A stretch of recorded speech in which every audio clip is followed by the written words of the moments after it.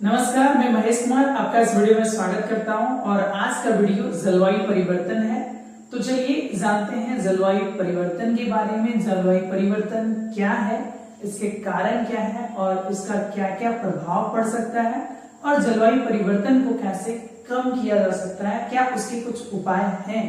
तो चलिए डिटेल से जानते हैं जलवायु परिवर्तन के बारे में। जलवायु परिवर्तन वह प्रक्रिया है जिसके माध्यम से पृथ्वी के वातावरण में लंबी अवधि में बदलाव होते हैं। यह बदलाव प्राकृतिक तरीकों से जैसे सूर्य की गतिविधि, भूचुंबकीय प्रक्रिया के कारण भी हो सकते हैं, लेकिन वर्तमान जलवायु परिवर्तन मुख्य रूप से मानव गतिविधियों जैसे उद्योग, परिवहन, कृषि से उत्पन्न ग्रीन हाउस गैसों के कारण हो रहे हैं। इन बदलावों का निश्चित प्रभाव पृथ्वी और इस पर रहने वाले सभी प्राणियों पर पड़ रहा है।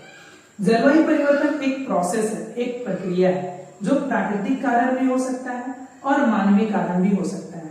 लेकिन जो प्राकृतिक कारण की वजह से जो जलवायु परिवर्तन होता है उसका ज्यादा असर धरती पे नहीं देखा जाता है, उसका असर जनजीव पे नहीं पड़ता है। लेकिन जो मानवीय कारणों की वजह से जो जलवायु परिवर्तन हो रहा है वो परिवर्तन धरती के अस्तित्व के लिए ही खतरा उत्पन्न कर रहा है, मानव जीवन के अस्तित्व के लिए ही खतरा उत्पन्न कर रहा है। तो ये जलवायु परिवर्तन है।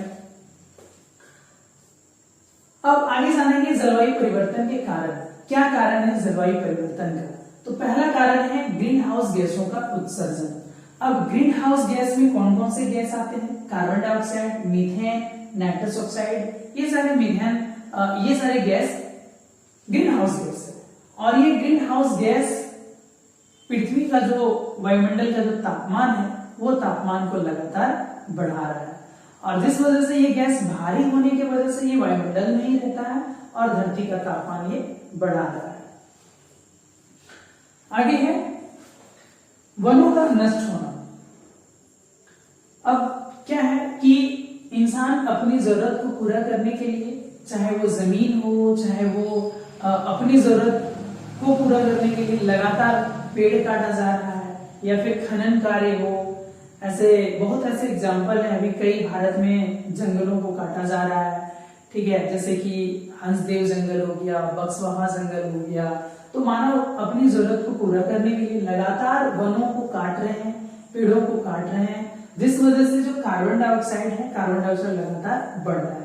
और ये जो जंगल है, पेड़ पौधे हैं, ये कार्बन डाइऑक्साइड को सोखने का काम करता है। लेकिन अब जंगल कम हो रहे हैं तो कार्बन डाइऑक्साइड सोखना कम हो गया है और हम लोग लगातार कार्बन डाइऑक्साइड का उत्सर्जन कर रहे हैं, जिस वजह से धरती का तापमान बढ़ रहा है और जलवायु परिवर्तन देखने को मिल रहा है।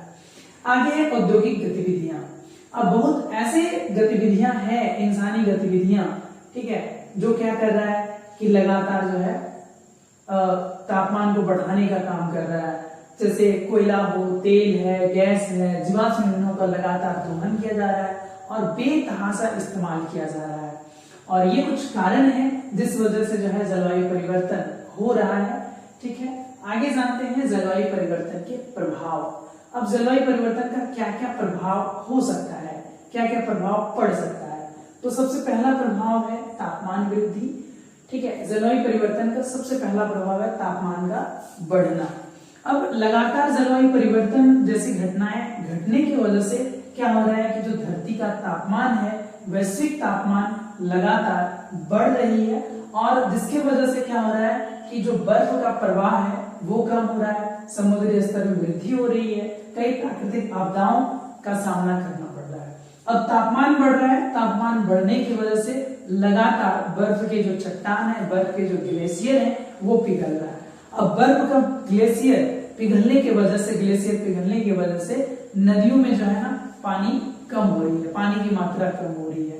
और आप समझ सकते हैं कि जब नदियों में पानी कम हो जाए, नदियां दम तोड़ने लगे, सूख जाए, तो नदियों के किनारे जो खेती का कार्य होता है या नदियों के किनारे बसी हुई जनसंख्या के साथ क्या होगा। और लगातार तापमान बढ़ने से जो समुद्री जल स्तर है वो भी बढ़ रहा है और समुद्री तट के किनारे बसे शहर लगातार डूब रहे हैं, और कई ऐसे शहर हैं जो डूबने की कगार पे हैं और साथ में एक ट्वेलो एक ऐसा द्वीपीय देश था जो जलवायु परिवर्तन का पहला शिकार कह सकते हैं कि हुआ, और जो ट्वेलो देश है वो जलवायु परिवर्तन की वजह से डूब गया, जलमग्न हो गया, और वहां के सारे जो रहने वाले नागरिक हैं वो ऑस्ट्रेलिया में रह रहे हैं। और जलवायु परिवर्तन की वजह से सूखा हो रहा है, तूफानों की संख्या यानी फिर कह सकते हैं चक्रवात लगातार बढ़ रहा है, लगातार चक्रवात आए दिन आ रहा है, चक्रवात बाढ़ जैसी समस्याएं पैदा हो रही है। तो ये जलवायु परिवर्तन के कुछ प्रभाव है। पहला है तापमान वृद्धि की वजह से ये सारा प्रभाव देखने को मिल सकता है। अगला है जैव विविधता में कमी। जैव विविधता में कमी, अब जीवों में जो विविधता पाई जाती है उन्हें हम लोग जैव विविधता कहते हैं, चाहे वो छोटे जीव हो, पेड़ पौधे हो, मानव हो, है ना। तो जीवों में जो विविधता पाई जाती है उसे जैव विविधता कहते हैं। और जो जैव विविधता में लगातार कमी हो रही है, क्योंकि जीवों में जो विविधता है वो कम हो रहा है। कैसे कम हो रहा है कि संतुलन बिगड़ रहा है, तो बहुत ऐसे जीव हैं जो अपना अस्तित्व खो रहे हैं, गायब हो रहा है, ठीक ना। तो तापमान बढ़ने से जल स्रोतों में कमी हो रही है, प्राकृतिक आवास नष्ट हो रहे हैं और जैव विविधता को प्रभावित कर रहा है, और जिस वजह से कई प्रजातियां लुप्त होने के कगार पे है या फिर संकटग्रस्त श्रेणी में शामिल हो चुका है। तो ये दूसरा प्रभाव है, जैव विविधता में कमी, तापमान बढ़ रहा है, जल स्रोत कम हो रहा है, जीवों के आवास नष्ट हो रहे हैं और इस तरह से उनका अस्तित्व समाप्त हो रहा है, खत्म हो रहा है। आगे है कृषि पर प्रभाव। कृषि पर प्रभाव, अब तापमान बढ़ने से जो है ना असामान्य मौसम, जल संकट कृषि उत्पादन को प्रभावित कर रहे हैं। इससे खाद्य सुरक्षा, किसानों की आजीविका पर गंभीर असर पड़ रहा है। अब लगातार तापमान परिवर्तन की वजह से, तापमान बढ़ने की वजह से क्या हो रहा है कि बेमौसम बारिश हो रही है। जहां नहीं भी बारिश होनी चाहिए वहां बारिश हो रही है, और जब नहीं होनी चाहिए तब बारिश हो रही है, जिस वजह से कृषि की जो स्थिति है वो बहुत गड़बड़ हो चुका है। किसानों की स्थिति बहुत खराब हो चुकी है, किसान एकदम परेशान हो चुके हैं, त्रस्त हो चुके हैं, और जिस वजह से जो है फसल उत्पादन पे बहुत ज्यादा प्रभाव पड़ रहा है। और इसके वजह से जो सामान है वो खाने पीने की चीजें महंगी हो रही है, क्योंकि किसान उत्पादन कर रहे हैं, ज्यादा फसल खराब हो जा रहा है, और जिस वजह से उनका जो मुनाफा है मुनाफा भी नहीं हो पा रहा है, या फिर उनका जो कह सकते हैं कि जिस फायदे के लिए वो कर रहे हैं वो हो नहीं पा रहा है। और इस वजह से बहुत सारे किसान खेती छोड़ रहे हैं, और खेती छोड़ना भी एक बहुत बड़ी समस्या है, और ये जलवायु परिवर्तन का ये प्रभाव कह सकते हैं देखने को मिल रहा है। और लगातार बहुत ऐसे भारत में किसान हैं जो लगातार अपना जो है ना सुसाइड कर रहे हैं, जिस वजह से जो लोन जो है बैंकों के लोन नहीं चुका पा रहे हैं, कृषि के लिए लोन वो नहीं चुका पा रहे हैं, और नहीं चुका पाने के कारण बैंकों के कर्मचारी के द्वारा तंग किए जाने के कारण वो लगातार पेड़ों में लटक करके अपनी जान दे रहे हैं। तो इस तरह से किसानों की आजीविका और खाद्य सुरक्षा पर भी प्रभाव पड़ रहा है। आगे जानते हैं जलवायु परिवर्तन से निपटने के उपाय। क्या कुछ उपाय है जिससे जलवायु परिवर्तन से निपटा जा सकता है? तो बिल्कुल कुछ उपाय है। अगर इस समय रहते इंसान सतर्क हो जाए, सुधर जाए, तो शायद जलवायु परिवर्तन जैसे समस्या को कम किया जा सकता है, या फिर इसे बिल्कुल जो है ना समाप्त किया जा सकता है। तो चलिए जानते हैं क्या क्या है। तो सबसे पहला अगर प्रयास किया जाए निपटने का, पहला उपाय है नवीकरणीय ऊर्जा का उपयोग। अगर इंसान जो है ना जीवाश्म ईंधन को छोड़ करके, जीवाश्म ईंधन के प्रयोग को कम करके नवीकरणीय ऊर्जा का उपयोग करे, तो शायद जलवायु परिवर्तन का जो दशा है, जलवायु परिवर्तन का प्रभाव है, उसको कम किया जा सकता है। अब नवीकरणीय ऊर्जा क्या है? नवीकरणीय ऊर्जा यानी जो ऊर्जा लगातार बन रहा है और जिसका उपयोग हम लोग बार बार कर सकते हैं, तो ऐसे ऊर्जा को हम लोग क्या कहते हैं? नवीकरणीय ऊर्जा कहते हैं। और नवीकरणीय ऊर्जा में आता है सौर ऊर्जा, पवन ऊर्जा, जल ऊर्जा, ये सारे नवीकरणीय ऊर्जा है। और अगर इसका प्रयोग किया जाए तो ग्रीन हाउस गैस का जो उत्सर्जन है वो कम हो सकता है, और ग्रीन हाउस उत्सर्जन अगर कम हो जाए तो धरती का तापमान को बढ़ने से रोका जा सकता है। अगला है वनों का संरक्षण और वृक्षारोपण। वनों का संरक्षण, वनों को बचाना बहुत जरूरी है, और वनों को बचाने के साथ साथ वृक्षारोपण भी करना बहुत जरूरी, अत्यंत आवश्यक है। और साथ में अगर देखा जाए वृक्षारोपण किया जाए तो कार्बन का जो उत्सर्जन हो रहा है, शायद जंगल और पेड़ कार्बन को सोखने का कार्य करेंगे, तो शायद बढ़ते तापमान को रोका जा सकता है। तो इसलिए जंगल को बचाना और जंगलों का संरक्षण करना और नए जंगल लगाना, नए पेड़ों को लगाना अत्यंत आवश्यक हो चुका है। कार्बन उत्सर्जन की कमी। अब जो कार्बन उत्सर्जन है इसको कम किया जाए, कैसे कम करेंगे? जैसे कि बहुत सारे जो उद्योग है, परिवहन है, कृषि क्षेत्र में ऊर्जा दक्षता कार्बन कम करने वाली प्रौद्योगिकी उपयोग करके हम कार्बन उत्सर्जन को कम कर सकते हैं। मतलब कुछ ऐसे उपाय किए जा सकते हैं जिससे जीवाश्म ईंधनों का कम से कम प्रयोग किया जाए, उसके बदले में कुछ दूसरा उपाय किया जाए और कार्बन उत्सर्जन को कम कर सकते हैं। आगे है नवीकरणीय ऊर्जा का महत्व। अभी जो हम लोगों ने पढ़ा कि नवीकरणीय ऊर्जा का इस्तेमाल किया जाए तो शायद कार्बन उत्सर्जन को कम किया जा सकता है, धरती के बढ़ते तापमान को कम कर सकते हैं। तो अब नवीकरणीय ऊर्जा का क्या महत्व है, क्या इसके लाभ हैं या फिर नवीकरणीय ऊर्जा की क्या विशेषताएं हैं? तो स्वच्छ और अक्षय। अब जो नवीकरणीय ऊर्जा है वो तो स्वच्छ ईंधन है और अक्षय है। अक्षय मतलब ये कभी खत्म होगा ही नहीं, जब तक धरती बनी रहेगी तब तक सौर ऊर्जा मिलता रहेगा, पवन ऊर्जा मिलता रहेगा और जल ऊर्जा मिलता रहेगा। और इससे जो ऊर्जा बनेगी, जो बिजली बनेगी, जो ऊर्जा बनेगी वो प्रदूषण रहित है, ये प्रदूषण नहीं करेगा। तो क्या हो सकता है कि अगर ऐसे ऊर्जा का हम लोग प्रयोग करेंगे तो ग्रीन हाउस गैस का उत्सर्जन को हम लोग कम कर सकते हैं। स्थानीय और सुलभ। अब इसका प्रयोग स्थानीय बनाना होगा, सुलभ बनाना होगा, ज्यादा से ज्यादा लोगों तक नवीकरणीय ऊर्जा की पहुंच बनानी होगी। जिस तरह से जो जीवाश्म ईंधनों की पहुंच है, अगर नवीकरणीय ऊर्जा का पहुंच बनाया जाए तो शायद ये इनकी जो उपयोग करने की जो मात्रा है, पैमाना है, वो बढ़ सकता है और आराम से कार्बन उत्सर्जन को कम कर सकते हैं। नौकरियों का सृजन। अगर हम लोग अक्षय ऊर्जा की ओर ध्यान दें, नवीकरणीय ऊर्जा की ओर ध्यान दें तो शायद जो बेरोजगारी कुछ हद तक कम किया जा सकता है, क्योंकि ये भी बहुत बड़ी मात्रा में लोगों को रोजगार दे सकता है। और हो भी क्यों ना, क्योंकि एक तरफ से धरती को बचाने की मुहिम, कार्बन उत्सर्जन को कम करने की मुहिम, जलवायु परिवर्तन को कम करने की मुहिम अगर कुछ नया रोजगार दे सकता है, दे रहा हो तो जरूर करनी चाहिए। तो ये जो नवीकरणीय ऊर्जा स्रोत पे अगर काम किया जाए तो हजारों लोगों को नौकरी मिल सकता है। आगे है जलवायु परिवर्तन के उत्तरदायी कौन है। अब जलवायु परिवर्तन जो हो रहा है इनके सबसे ज्यादा जिम्मेदार कौन है? सबसे पहला है उद्योग और कॉर्पोरेट क्षेत्र।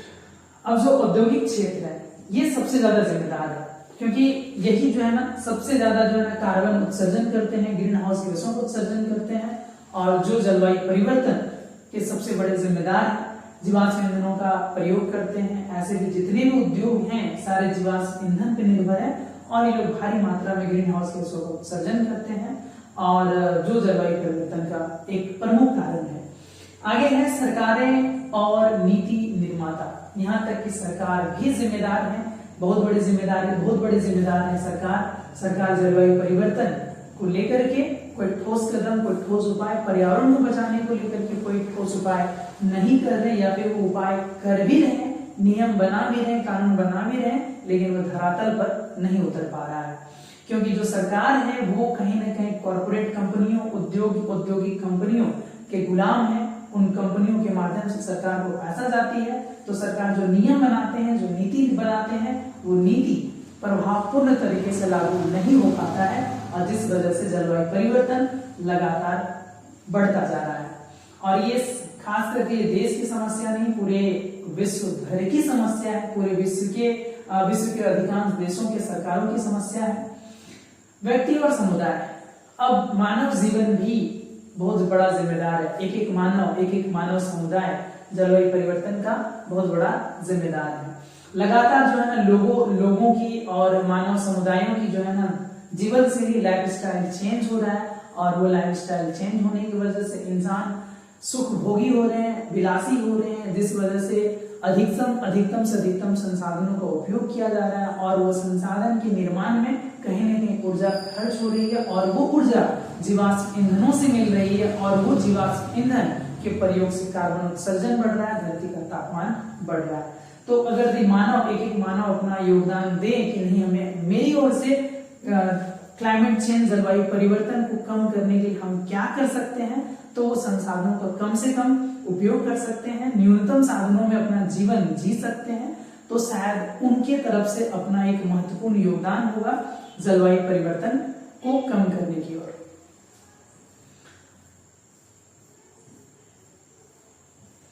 अब कुछ ऐसे प्रयास भी हैं जो विश्व स्तर पर प्रयास किए गए हैं, पहले भी किए गए हैं, वर्तमान समय भी किया जा रहा है और भावी समय में भी किया जाएगा। तो ये जो जलवायु परिवर्तन पर जो अंतर्राष्ट्रीय प्रयास है, सबसे पहला प्रयास कह सकते हैं कि इसके आगे भी हुआ है। अभी कुछ 2015 में पेरिस समझौता हुआ था। इस पे बहुत सारे देशों ने 195 देशों ने जलवायु परिवर्तन के खिलाफ ऐतिहासिक कह सकते हैं कि समझौते किए और अलग अलग देशों ने अपने स्तर पे जलवायु परिवर्तन को कम करने का प्रयास किया है, कार्बन उत्सर्जन को अपने देशों में कम करने का प्रयास किया है। तो 2015 का है पेरिस समझौता, नेट जीरो लक्ष्य। बहुत सारे कह सकते हैं कि जो समझौते हुए हैं अंतर्राष्ट्रीय समझौते, उसमें से कार्बन वैश्विक तापमान को 1.5 डिग्री सेल्सियस तक रखने का लक्ष्य रखा गया है, लेकिन इसे क्रॉस कर चुका है। ये जो 1.5 डिग्री सेल्सियस का जो लक्ष्य था, ये लक्ष्य क्रॉस कर चुका है। तो कहीं ना कहीं ये जो प्रयास है वो प्रयास असफल हो रहा है। कहीं ना कहीं ये जो क्रियान्वयन जो समझौते हो रहे हैं उनको क्रियान्वित करने में देश असफल हो रहे हैं, या फिर हो सकता है कि अपने देश के विकास को रोकने में असफल है। देश के विकास को रोकना नहीं चाहते हैं, लेकिन जलवायु परिवर्तन को कम करना चाहते हैं। तो कहीं ना कहीं अगर विकास को रोका जाए तो शायद उनकी सरकारी समस्या उत्पन्न हो सकती है, लेकिन अगर जब तक विकास नहीं रोका जाए या फिर अगर सस्टेनेबल डेवलपमेंट नहीं किया जाए, तब तक जो है ये जलवायु परिवर्तन का जो लक्ष्य है वो लक्ष्य हासिल नहीं हो सकता है। कार्बन उत्सर्जन का जो लक्ष्य कम करने का लक्ष्य वो नहीं हो सकता है। अब इस पे जो है ना, इस पे बहुत सारे ऐसे देश हैं जो कह सकते हैं कि समझौते में बातचीत हुई कि बहुत सारे देश आगे आएंगे और अपनी तरफ से सहयोग करेंगे, जलवायु परिवर्तन को कम करने के लिए, कम करने की दिशा में काम करेंगे और सबका सहयोग होगा, वित्तीय सहायता देंगे। आगे है कि भविष्य में, फ्यूचर में क्या करना चाहिए, फ्यूचर में जो है ना क्या किया जाना चाहिए, वर्तमान समय से ही तैयार हो जानी चाहिए, है ना। तो इसके लिए क्या क्या कर सकते हैं, तो सबसे पहले शिक्षा और जागरूकता, लोगों को शिक्षित किया जाए जलवायु परिवर्तन को लेकर के, धरती के अस्तित्व को लेकर के, धरती के संकट उत्पन्न हो रहे संकट को लेकर के लोगों को जागरूक करना बहुत जरूरी है। तो शिक्षा और जागरूकता, लोगों को जलवायु परिवर्तन के प्रभाव और उससे निपटने के बारे में बताया जाना चाहिए कि किस तरह से आपका एक एक योगदान जो है जलवायु परिवर्तन को कम कर सकता है और धरती के अस्तित्व को बचाया जा सकता है। आगे है नवाचार और प्रौद्योगिकी। अब कुछ नए इन्वेंशन और जो टेक्नोलॉजी है, टेक्नोलॉजी का मदद लिया जाए तो जलवायु अनुकूल प्रौद्योगिकी और नवाचारों को प्रोत्साहित करना जो ग्रीन हाउस गैसों को कम करने और लचीलापन बढ़ाने में सहायक हो। अब जो प्रौद्योगिकी टेक्नोलॉजी का इस्तेमाल किया जाए और न्यू जो इन्वेंशन है उनका सहायता ली जाए, उनको बढ़ावा दिया जाए और ग्रीन हाउस गैसों को कम करने में और लचीलापन बढ़ाने में सहायक हो सकता है। जैसे सोशल मीडिया के माध्यम से लोगों को जागरूक किया जा सकता है। मैक्सिमम लोग सोशल मीडिया से जुड़े हुए हैं और अभी घर घर हर एक इंसान तक जो न्यूज है वो पहुंचता है, जाता है और लोग जुड़े होते हैं, नई नई चीजें जानते हैं। तो अगर सरकार मुहिम चलाए और जितने भी हमारे देश के बड़े बड़े नेता हैं, जितने भी सेलिब्रिटी हैं या फिर जितने बड़े बड़े टीचर हैं और सारे टीचर अगर मिल करके इस प्रयास को लोगों तक पहुंचाया जाए, इस मैसेज को पहुंचाया जाए, जलवायु परिवर्तन का मैसेज कम करने, जलवायु परिवर्तन को कम करने का जो उपाय है वो पहुंचाया जाए, तो शायद ये बहुत जल्दी संभव हो सकता है, बहुत जल्दी जो है ना कारगर हो सकता है। आगे जलवायु परिवर्तन से निपटने के लिए बहुत सारे देशों को आगे आना चाहिए, है ना। बहुत सारे जो अमीर देश हैं जिनके पास पैसा है या फिर जिनके पास टेक्नोलॉजी है, ऐसे देशों को आगे आना होगा और जलवायु परिवर्तन में अपना योगदान देना होगा। साथ आगे है टिकाऊ विकास। अगर जलवायु परिवर्तन को कम करना है और इससे निपटना है तो टिकाऊ विकास बहुत जरूरी है, क्योंकि लगातार जो है हम लोग विकास कर रहे हैं, लेकिन जो विकास का कार्य है वो कहीं ना कहीं अधूरा रह जाता है या फिर वो कार्य बहुत जल्दी खराब हो जाता है, खत्म हो जाता है। तो ऐसा विकास होना चाहिए, सस्टेनेबल डेवलपमेंट होनी चाहिए जो लंबे समय तक बनी रहे, उस चीज को बार बार तोड़ करके बनाया ना जाए। जैसे कि सड़कें बनती है, इस बार की सड़क फिर अगली बार जो सड़क बहुत जल्दी खराब हो जाती है, नालियां बन रहा है, नालियां तोड़ा जा रहा है, बिल्डिंगें बन रही है, बिल्डिंगें तोड़ा जा रहा है। तो इस तरह से जो है ना जो डेवलपमेंट हो वो क्या होना चाहिए, सस्टेनेबल होना चाहिए, टिकाऊ होना चाहिए, कि वो जो विकास कार्य हो रहा है वो लंबे समय तक बनी रहे और उस चीज को बार बार बनाने के लिए देश का संसाधन, देश का ऊर्जा बर्बाद न हो, तो क्या हो सकता है कि जो जलवायु परिवर्तन है उसको बहुत हद तक कम किया जा सकता है। तो इस तरह से जो वर्तमान समय है, भविष्य के लिए जो भावी पीढ़ी आने वाले हैं उनके लिए जो टिकाऊ विकास है ये बहुत बड़ा कारगर साबित हो सकता है। उम्मीद है कि वीडियो अच्छा लगा होगा। वीडियो अच्छा लगे तो वीडियो को लाइक करें और ऐसे ही वीडियो के लिए हमारे चैनल से जुड़े रहें। फिर मिलते हैं एक बेहतरीन वीडियो के साथ, तब तक के लिए जय हिंद, जय भारत।